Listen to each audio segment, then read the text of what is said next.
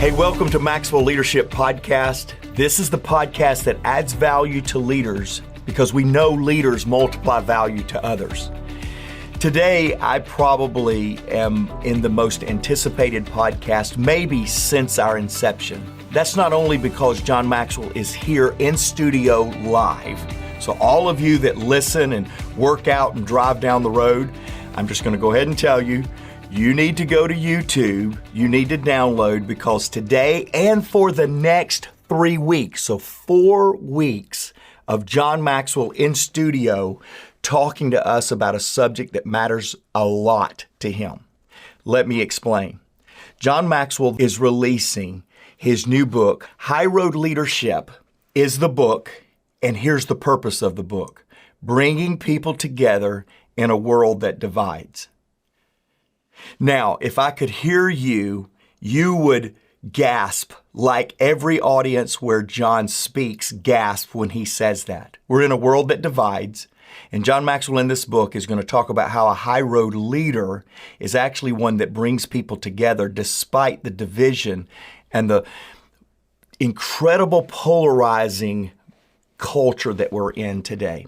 So John, I am truly, not just because you're in the studio, not just because you're live, I'm truly excited. And John, I've not said this to you privately. This will be the first time you've heard this.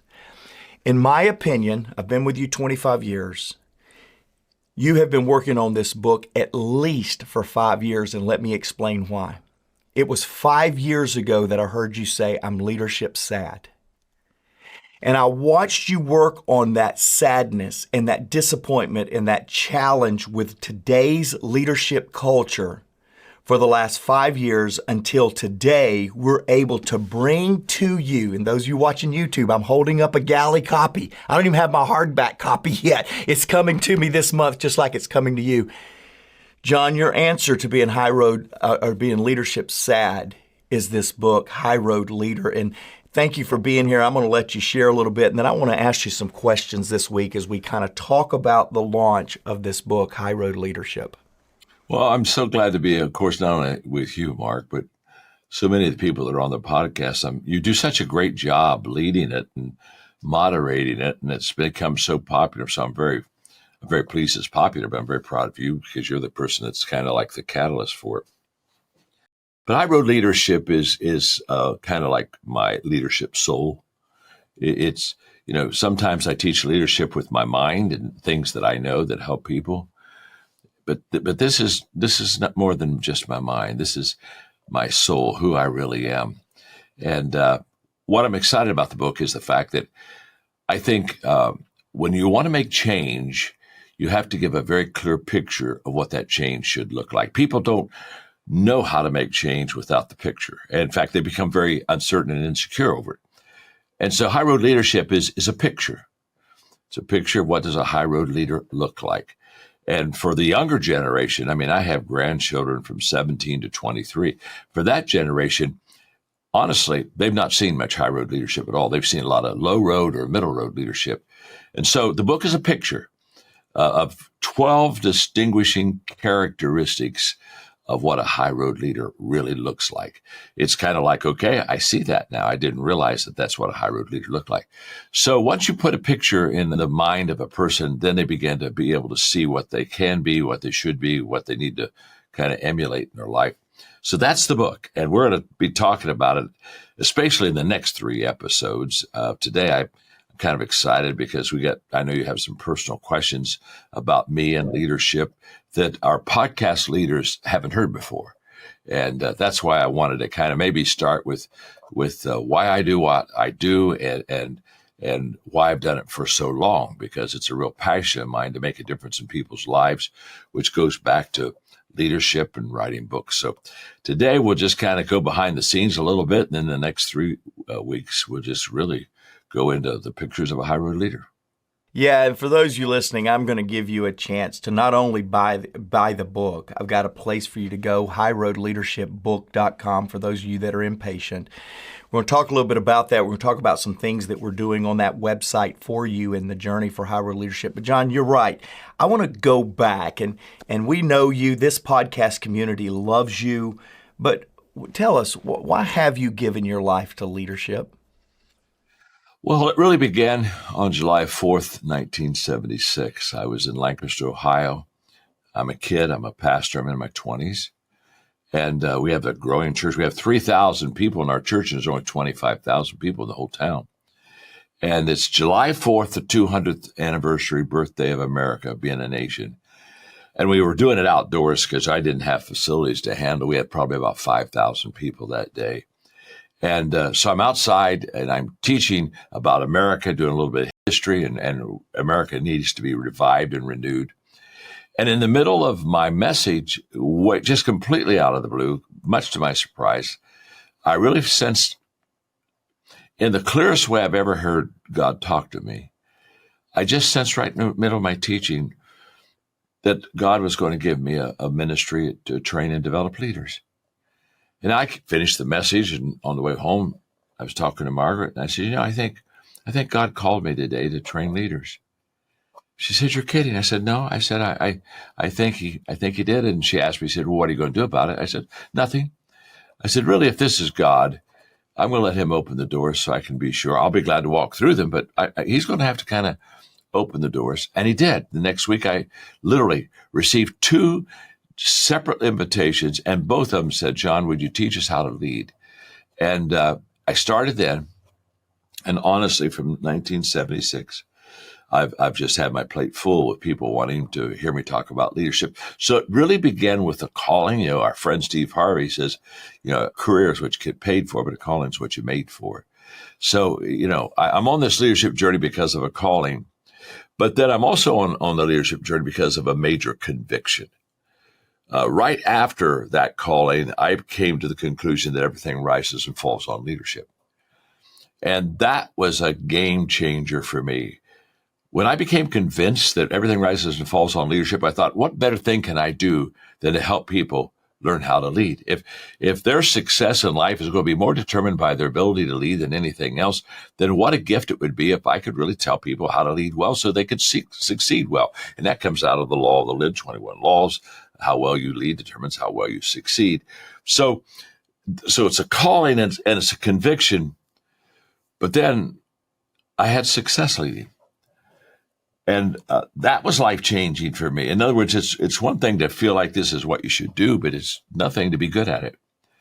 And, by the time back in Lancaster, this church I was talking to you about, as I started off as a pastor, I'm 28 years old, and I've got the 10th largest church in America. And people are coming to me, and how are you building the church? And I said, well, I'm leading. I just know leadership. And so when you put those 3 things together, all of a sudden, it's just became who I was. I think what's the most important thing for our podcast team today is this. Now, that was 50 years ago. In fact, it was 50 years ago. What's incredible, Mark, is today I'm more convinced of that journey than I was at the beginning. As I look back, I'm saying to myself, I gave my life to something that really makes a difference in people's life. I have no regrets. I have, sometimes you start off and you think something, but the longer you're in it, it doesn't pan out to be true. I thought everything rises and falls on leadership when I was, 25, 26. Today, I know that's a fact. And so to give my life to something that has helped so many people that I know is a absolutely true principle of life that helps people succeed has been very rewarding. And so here we are. We're still doing it, buddy, and it's our life. It's what we do. It's what we love, and we love to help leaders, and that's the reason, of course, we even have the podcast. But that gets me to where I am today. The calling, the conviction, everything rises and falls, and then the success of leading itself. It was kind of like, if you're going to teach people how to lead, you have to be a good leader. And so that kind of gave me the credibility. If I was still pastoring, I'd say it was the calling, the conviction, and the credibility. I just thought of that. I'll be honest with you. Yeah. So write that down, podcast listeners. I really did. The calling, the conviction, the credibility. But that's literally how I got to where I am today, no doubt. So, John, I purposely asked the question, why have you given your life? And I want to make that distinction just really quick. And that is, you've given your life. Today, as we record this podcast live, you're 77, and there's no quit in you. and there's no letting up. And there's probably even more intentionality and intensity as it relates to giving your entire life, leaving it all on the field. Did that come from your dad? And like, why are you still 77 and still giving your life to leadership? Well, it's because it works. It just works. People don't quit what they're good at. And so when somebody quits something, I'm pretty well assuming that they really didn't do it too well. They probably weren't dealing with a giftedness or a strength. But when you're really good at something and it works, now that's two things. You have to be good at it, and then it has to be fruitful, profitable. And that's what I would say is why I'm still in the game. And then also the people I work with. I wouldn't be in the game if it weren't for people like you, Mark, and our John Maxwell Enterprise, our team, our people. I love being with them. I love doing work with them. I love them experiencing what I experience. And it's too fun of a journey for me to do a run by myself. And so running with the people that I run with and knowing that what I'm teaching makes an incredible difference in people's lives and watching their life get better, that keeps me in the game. What else would I want to do? Hey, podcast listeners. Many of you listening right now would probably love the autonomy that comes with owning your own business or becoming a coach that helps other businesses succeed. Well, we have a phenomenal strategy where you are 100% in control of your own business, earning income on your own terms, and have access to the people, tools, and resources you need to build a thriving leadership development business. When you become a Maxwell Leadership Certified Team member, you join a global community of entrepreneurs led by our expert team of mentors and faculty, including John C. Maxwell. You'll also get one of the top leadership certifications in the world next to your name, giving you the boost you need to get started. Visit us online at maxwellleadership.com/join the team to find out more. And so I'm going to stay right here for one more second, John, because so many leaders, me and you, we have some friends that's quit just this year, that's quit high-level elite program college football, and they've stopped coaching because the world around them changed. And yet I'm watching you, which leads to this book that we're discussing the next 3-4 weeks. I'm watching you say, hey, I'm leadership sad. The leadership game has changed. Leadership has become polarizing. But rather than just throw up your hands, go sit on the beach with Margaret, your wife, and say, okay, y'all, it's all yours, next generation. Go figure it out. You're leaning in with us, writing a new book, in my opinion, one of the best, most timely books you've written, because there's something in you that says, I'm not going to quit. In fact, when the stakes are the most high, I'm going to lean in and lead in an incredible way. There's no question in that, but I want our podcast listeners to know I've been with John 25 years. The scope and scale of leadership has changed, and yet John is in the game. So I want to ask you something, John. What are some of the highlights in your leadership journey? I mean, you've had an incredibly blessed life. So what are some highlights? Well, the first one sounds selfish, Mark, but it really isn't. If you'd asked me to do the highlights journey, the first thing I would say to you, the first highlight was the fact that I became a better leader. Now, that's not a selfish thing. That is a life-changing, transformational principle. The things that I believed and the things that I taught changed my life. And I became a better leader because of them. And that is a highlight. I mean, if it doesn't help you, if it doesn't change you, if it doesn't make you a better person, really, I'm not sure it could be a highlight. So it begins with the fact that I improved my leadership. And then the very fact that we began to, again, as you said earlier in the podcast, what do? We add value to leaders and multiply value to others. We began to train others and develop them, and to see them be successful and do well just compiled the highlight picture for me. And then a highlight that most people wouldn't consider to be a highlight because it's a process more than an event is the fact that I've taught leadership for over 50 years. I've written 90 books.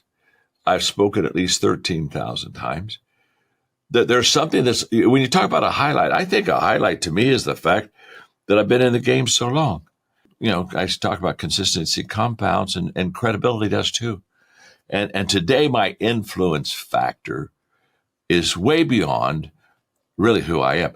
In fact, one of the things I'm noticing, because I'm mentoring a lot of young leaders, which I really love. That's one of my favorite things I do. But I'm mentoring a lot of young leaders, and they're already starting to be successful, but they don't have the influence that they want to get.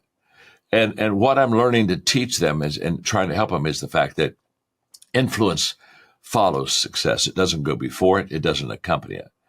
In other words, you got to be good quite a while before people just begin to lean into you and you begin to have that influence factor with them. So, but it's a highlight, the fact that I've been doing this so long and the influence has increased. And then specifically, oh my gosh, the coaching company that we started, Mark, I mean, what a highlight that has been. I mean, that brings me so much joy. In fact, just last week, we're in Orlando with about 4,000, maybe 4,500 there. And to watch them growing and learning and helping people and watching them develop entrepreneur careers and making good dollars and helping people. The coaching company, they're the legs to my legacy. So that's a highlight. Transforming nations, Sunday, you and I get on the plane and we go to, Costa Rica and we go to Panama, and we'll be with two countries that we'll be with the leaders of the country. We'll be doing transformation there. Was huge. I don't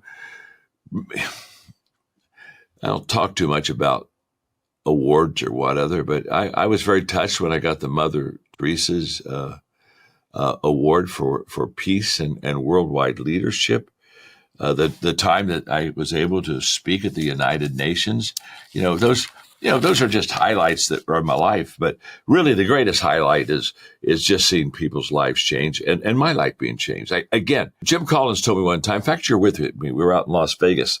We're having lunch together, and we're talking about transformation. Jim said, you have to be a transformational leader to transform a nation. And so when I talk about I became a better leader, that's the credibility. Us getting better ourselves is the credibility to teach others. In fact, honestly, if we didn't improve our lives, how in the world do we think we're going to improve someone else's life? If we didn't get better, how can we help someone else to get better? Again, we teach what we know, but we reproduce who we are. So those are some highlights that I just kind of think of. So today, podcast family, our listeners, our viewers, by the way, John, there's going to be more viewers today because you're on and they want to see how good looking you're looking at 77. Oh, they just want to say goodbye to an old man. But to viewers, I'm holding up the galley copy. I don't even have my real copy yet. I'm holding up the galley copy of High Road Leadership. And the reason that we're doing this 4-part series is we're laying a foundation. Why, John, why now to this book? And you're just getting a little walk through history in today's episode. But some of you are not going to wait until the 4th week to go buy the book. So go to highroadleadershipbook.com. You'll be able to get free resources. There's already a download that you can have there of the first chapter. You'll be able to download the audio book there for those of you that listen to the podcast and want to hear the whole book audio. It's there, highroadleadershipbook.com. John, you get asked this question. You get asked questions literally every week about leadership. What's the best advice that you've received from your mentors? Well, I love that question, Mark. And really, when people ask me about my personal growth in life, I tell them that there have been many ways I've grown personally. But the most effective way I think I've grown personally is through being mentored by people bigger, better, faster, smarter than me. And what mentoring has done for me is it just has increased my speed toward being where I wanted to be and becoming the person I wanted to really become. So when I think of mentors, I've had so many. I would start with my father and the best mentoring advice he ever gave. And most of the podcast leaders know this one, so I'll just skip, or I'll just say it and move on. Is my father, when I graduated, said, John, every day, if you'll value people, believe in people, and unconditionally love them, people will come to you as a leader always because they need to be valued, believed in, and unconditionally loved. So that was the kind of like the guiding principle of mentoring advice that I've had all my life. I do all my writing, all my speaking through that one. One of my first mentors was Elmer Towns, I affectionately call E.T., and he taught me, in fact, this is so much fun for the podcast listeners, because I'm going to spend, maybe 5 minutes on this. But, when I ask people what's the best advice they ever received, and they tell me what they're doing is they're giving me good advice. And I mark it down. Well, I'm talking about my mentors in my life and what they have taught me. And what they've taught me now, I'm passing it on to you, and you're going to get your kind of 101 mentoring very quickly just from and Elmer told me, he said, he taught me the hot poker principle. He said, you take a fireplace and that poker, if you put it near the fire, it stays hot. If you remove it from the fire, it gets cold. And what he was teaching me was you have to get yourself around hot people. You got to get yourself around good people, successful people. If you stay close to them, you'll be hot. If you don't stay close to them, you'll get cold. It's kind of like what you teach, Mark, on the power of proximity. It's the same thing. The hot poker principle that I learned 50 years ago from E.T., you're teaching in a kind of a different way in the power of proximity. And then, of course, I had Kirk Campmeyer, who at the Holiday Inn asked me what my personal growth plan was, and I didn't have one, and that day marked my life, because he said you have to be intentional in a personal growth plan. So every time I think of my growth in life, I go back to that breakfast and thank God for Kirk Campmeyer. Les Parrott had written 6 books. I had no desire to write books. We were having lunch one day, and I asked him why he wrote books. He said, I write books to extend my influence beyond my own personal touch. I leaned into him that day at the table, said, I'm going to start writing books. That was catalytic for me to write. And it just made a big difference. John Wooden, gosh, he taught me so many things. But I think the greatest lesson I learned from John was that who mentors you is as important as what they say. To be around Coach Wooden was to have your life change. He was contagious. Who he was carried every bit as much weight as what he said. And when I left him every time, I felt bigger. I felt like I've grown more. I'm going to be able to do more. And so that teaching, he said, John, who mentors you is as important as what they say. And Olin Hendricks, I can remember in Pasadena having a lunch with him, and he put on a napkin, growth means change. And he looked at me and said, John, if you're going to be a growing person, if you're going to have growing companies, you're going to be changing all the time. He said, don't ever get in this thought of we got it and we want to hold it. He said, you're going to constantly, and he was also that day, he said, I said, growth it means change. But he said, change doesn't mean growth. He said, I want you to understand what I'm telling you is you can change a bunch of stuff. In fact, you can become worse because you change. He said, I'm not glorifying change. I'm identifying growth. And he said, if you grow, you're going to keep on changing. A life change. Jim Collins, I just mentioned a little bit earlier, said that you have to be a transformational leader to lead transformation. That was huge.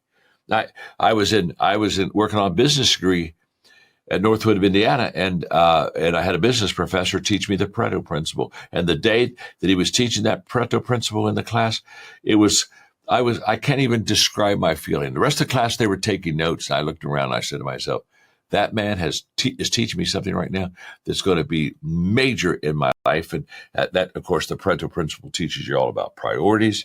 Fred Smith was the one who taught me that the gift itself, our giftedness is greater than the person. My gosh, how that changed my perspective upon who I am and what I do versus the gifts that I have. And then Jack Welch, said, John, you need to create legs to have a legacy. In fact, it's one of the last things he said to me before he died.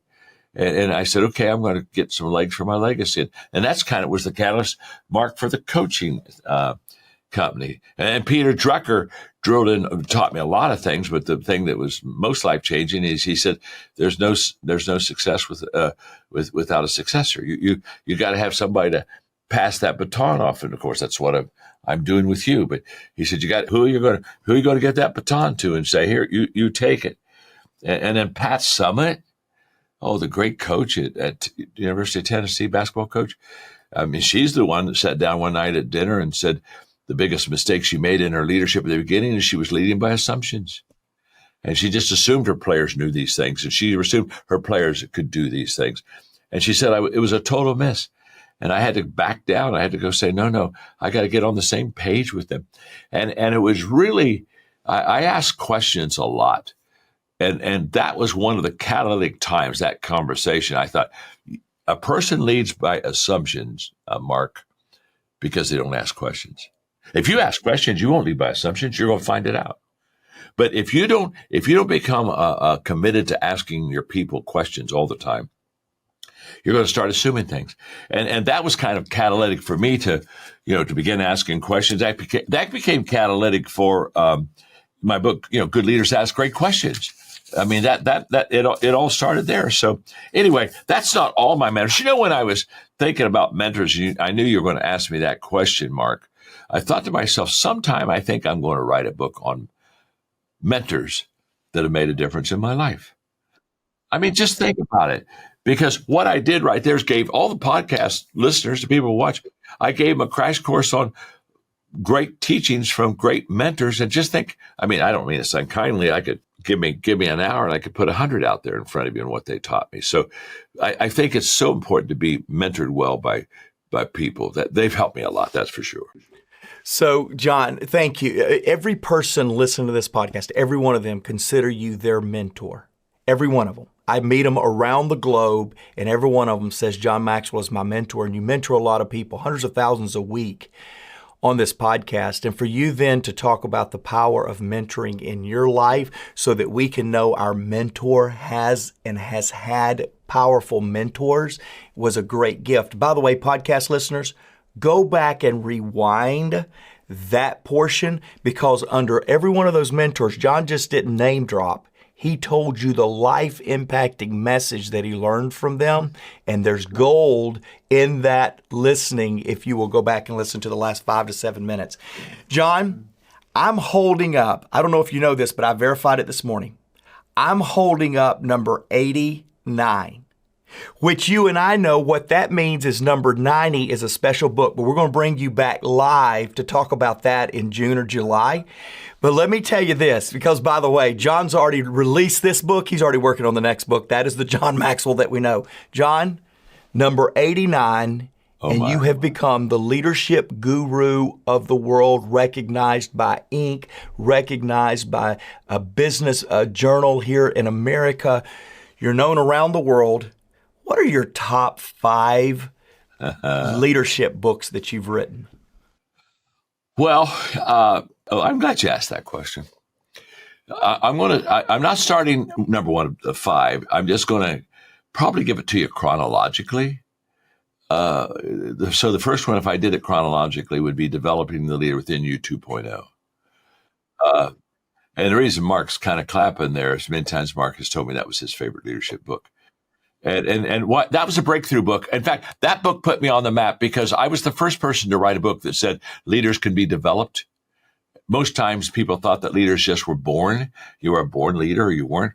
So developing a leader, and it's a huge mentoring book because it gives you 10 things that you need to teach your team that they have to do well to lead well. So that would be one. Obviously, the second one is the one I'm known most for, is the 21 Laws of Leadership. That's the best-selling leadership book ever written. In fact, Developing a Leader Within You 2.0 is the second best leadership book ever written. I wrote a book called The 360-Degree Leader. And that I went to New York City, and at the Waldorf Astoria, that they gave me the award. That was the business book of the year for America.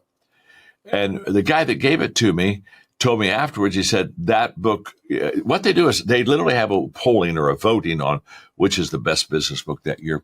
He said it won by the widest margin of any business book ever. And I think it's because it was a different take on leadership. It was talking 360. You lead it from the middle, you lead up, you lead sideways, you lead down. That's that 360 feel. So, but that is a fabulous book to help people learn how to lead people above them, beside them, and beneath them. The fourth book would be The 5 Levels of Leadership. In the corporate world, it's the Bible. And the 5 Levels of Leadership is all about how to develop yourself from level 1 up to level 5. But I think what makes it really powerful is that it's also how to develop someone else from level 1 to 5. In other words, it literally is a game plan. If you got somebody on your team and they're on level 1, the book teaches you, okay, how to get to level 2, level 3, on up. So the 5 levels of leadership. And then the book I wrote right before COVID, Leader Shift. You know, that just, even today, in fact, I'm going to Denver here in a couple of days on the way to Costa Rica and Panama. And the company I'm going to go speak for, they said, you just have to do leadership. And it's requested a lot. It's all how to be agile. It was written before COVID, but you would think I would have written it during COVID, because it's how do you pivot? How do you flex with the times and lead? Now, you asked for 5, but I have to give you 6. So I'm sorry. Because high road leadership would be number 6 without any question. And let me just say something about high road leadership. This is going to be, for me, as a father and a grandfather, this is going to be the mentoring book I have for my grandchildren. Again, ages 23 down to 17. And they read my books. I've paid them to read my books. But they read my books. But these kids, they've not seen enough good high road leadership. And so my mentoring project for 2024 is I'm getting a book for each one of the grandchildren. And we're going to go through it, and we're going to take the 12 distinguishing characteristics of a high road leader, and we're just going to learn them and practice them. And it's going to be so much fun, because what I'm going to do is each time we take another distinguishing characteristic or practice of a high road leader, we're going to then say, okay, let's go try that for X amount of time, and let's come back and talk about it.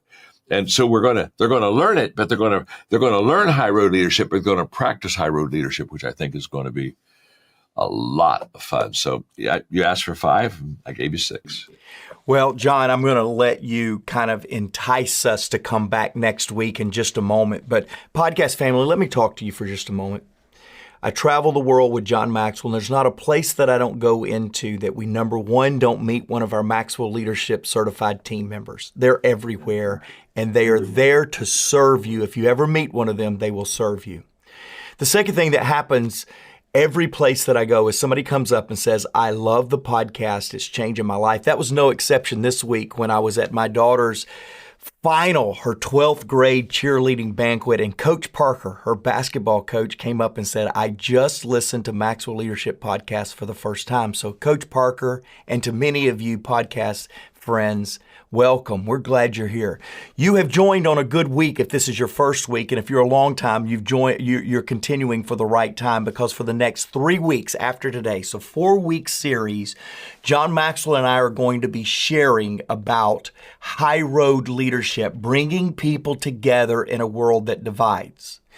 You can go to highroadleadershipbook.com right now. You can pre-order the book. You can download the audio book. You can get some free digital resources that we've created. There's even a talk there that John has done on high road leadership that you can download.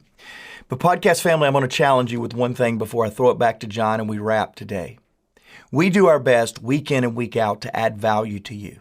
We bring it to you. We have considered all kind of financial mechanisms with the podcast, and we've kept it free because we've added value and want to add value to you. But today I'm going to challenge you to step up. I'm going to challenge you to step up like John just said, and I want you and your family to go through this book as soon as possible. Now, every week I'm going to challenge you every week with somebody that I want you to bring this message to equip this message with. But today, I want you to put it inside of you, put it inside of your family. I want you to order it. Please do me a favor. Order one for every member of your family. And like John is doing with his grandkids, take this book and do a study. The next generation needs a model at home on how to lead, because they're not getting a model anywhere else in society right now. So make this book your family study. Make it your personal study over the next 3 to 4 weeks. And by the way, for you overachievers, hurry up and do it this week, because next week I've got another challenge for you as we continue to dig into high road leadership. John, thanks for today. Thanks for hanging out with us for the next 3 weeks as well. I'll just let you send everybody off with a challenge about high road leadership. Yeah, well, I'm excited. The next podcast, we're going to pull back the curtains on why I wrote high road leadership. And again, we're going to talk about more than just the book itself. The book is a tool to help people have a picture of what a high road leader looks like. But almost all great works they're birthed out of the heart of a person, and that's why they're created. And so in the podcast, we're going to talk about, why I wrote high road leadership, and then we're going to just start getting practical and helping people become a high road leader. I can hardly wait for that time.